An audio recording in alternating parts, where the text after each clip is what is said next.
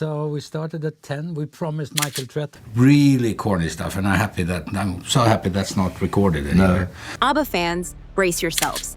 Benny Andersson has just dropped a bombshell revelation that changes everything we thought we knew. Behind the glitz, the music, and the fame, a shocking truth has been hidden for decades. What really tore ABBA apart, and why is Benny speaking out now? Let's uncover the truth. For years, ABBA fans believed Benny Andersson and Annie Frid Lyngstad had the perfect love story.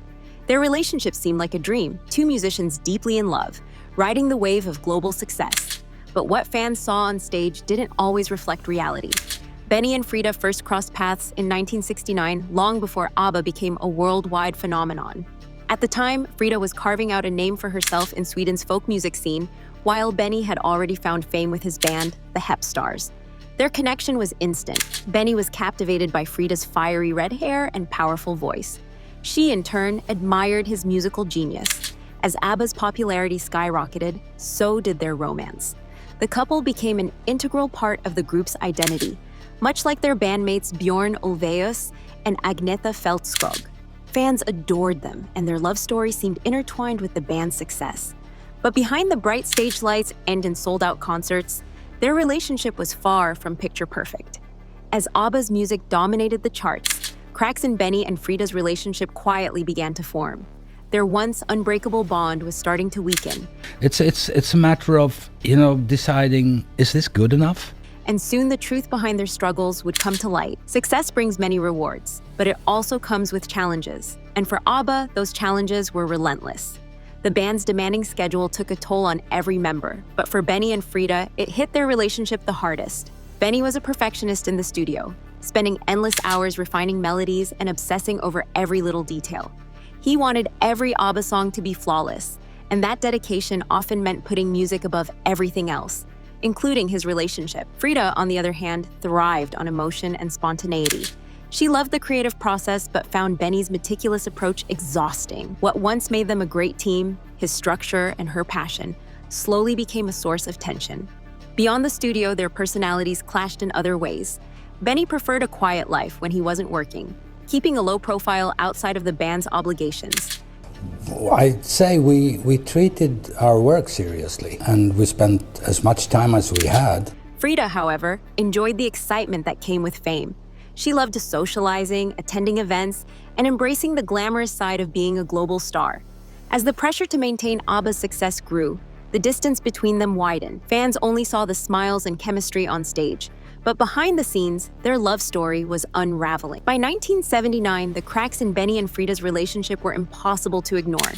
They had been through so much together. Fame, success, and the pressures of the music industry, but something had changed. Benny became even more absorbed in his work, spending late nights in the studio, fine-tuning every song to perfection. He buried himself in music, avoiding the growing emotional distance between him and Frida. The more time he spent away, the more alone she felt. Then, rumors started swirling. Whispers of Benny growing close to Mona Norklet, a television worker he had met during an ABBA TV special, began circulating. While nothing had been confirmed, the speculation only added to the strain on their relationship. I was thinking, why am I doing this? In early 1981, Benny finally admitted the truth. He had feelings for someone else. The confession hit Frida hard. They had built a life together, shared years of memories, and now it was all falling apart. Though they tried to keep things professional for ABBA's sake, the emotional toll was undeniable. After nearly a decade together, their relationship came to an abrupt and painful end. And with it, ABBA's future became uncertain.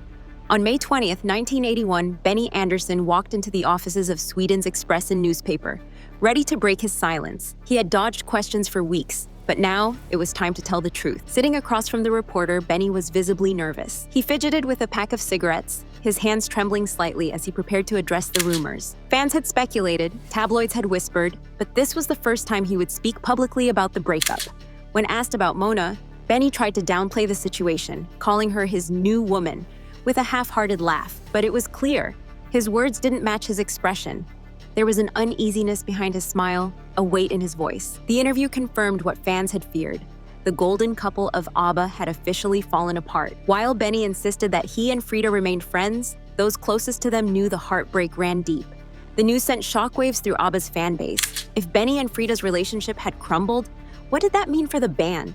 Was this the beginning of the end for ABBA? Following Benny and Frida's split, ABBA continued making music, but something had changed. The once unstoppable energy of the band had dimmed. Their later songs took on a deeper, more emotional tone. The Winner Takes It All and When All Is Said and Done resonated with fans in a way they never had before. The lyrics, filled with sorrow and loss, felt more personal. Fans couldn't help but wonder, were these songs about the end of Benny and Frida's relationship? The magic that once defined ABBA seemed to be slipping away. The tension behind the scenes was undeniable, and by the end of 1982, ABBA quietly stepped away from the spotlight. They never officially announced a breakup, but their absence spoke volumes. The fairy tale was over. ABBA, the band that had once ruled the charts and stolen hearts around the world, had reached its final chapter. But even as they walked away, their music continued to live on. Was there ever a chance for ABBA to reunite, or was their story truly over? For decades, ABBA fans clung to the hope that the iconic band would reunite. Despite their absence from the music scene, their songs remained timeless, topping charts, inspiring new generations, and even becoming the foundation of the wildly successful Mamma Mia musical and films. But for years, Benny and the rest of ABBA seemed firm. There would be no comeback. Then, in 2021, everything changed. ABBA shocked the world by announcing Voyage, their first new album in 40 years. Fans were thrilled, but the biggest surprise was yet to come. Instead of a traditional reunion tour, ABBA introduced something groundbreaking, a futuristic concert experience featuring digital avatars, lovingly dubbed ABBAtars. The ABBA Voyage concert was unlike anything the music industry had ever seen.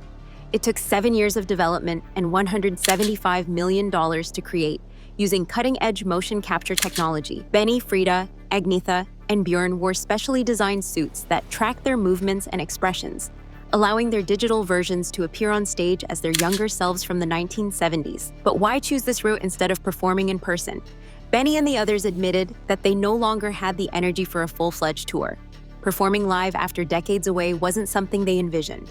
Instead, they wanted to do something new, something that would bring ABBA to life for generations to come, without the physical demands of touring. When ABBA Voyage premiered in May 2022 at a specially designed arena in London's Queen Elizabeth Olympic Park, fans from across the globe flocked to witness history. And the reaction was overwhelming. The concert wasn't just about nostalgia, it was a technological marvel. The digital ABBA figures weren't just performing old hits. They moved, interacted, and engaged with the audience in ways no one expected. The show combined a live 10-piece band, breathtaking lighting, and visual effects to create an experience so immersive that many fans forgot they weren't watching the real ABBA on stage, and the numbers spoke for themselves. By 2023, over 1.3 million tickets had been sold to fans from more than 140 countries. The response was so phenomenal that discussions about extending the residency and even bringing the experience to other locations began circulating. Even though this digital tour was a massive success, Benny and the rest of ABBA made one thing clear: there will be no traditional live performances. In fact, they reportedly turned down a $1 billion offer for a worldwide reunion tour. For Benny, Frida, Agnetha, and Björn, ABBA Voyage isn't just a show. It's their way of keeping their legacy alive in a way that feels right to them. They've embraced technology, creating an experience that lets their music transcend time. And while ABBA may never take the stage in person again, one thing is certain: their music, their legacy, and their story will continue to captivate the world for generations to come. Benny Andersson's confirmation of ABBA's breakup revealed a truth that fans had long suspected. Behind the music, there was real heartbreak. Though their love didn't last, their music continues to inspire generations. ABBA's story is filled with ups and downs, passion and pain, but their songs remain timeless. What do you think was the real reason behind ABBA's downfall? Could Benny and Frida have saved their relationship? Or was it inevitable? Let us know in the comments. And don't forget to like, share, and subscribe for more deep dives into music's biggest legends. Check out the next video on your screen. You won't want to miss it.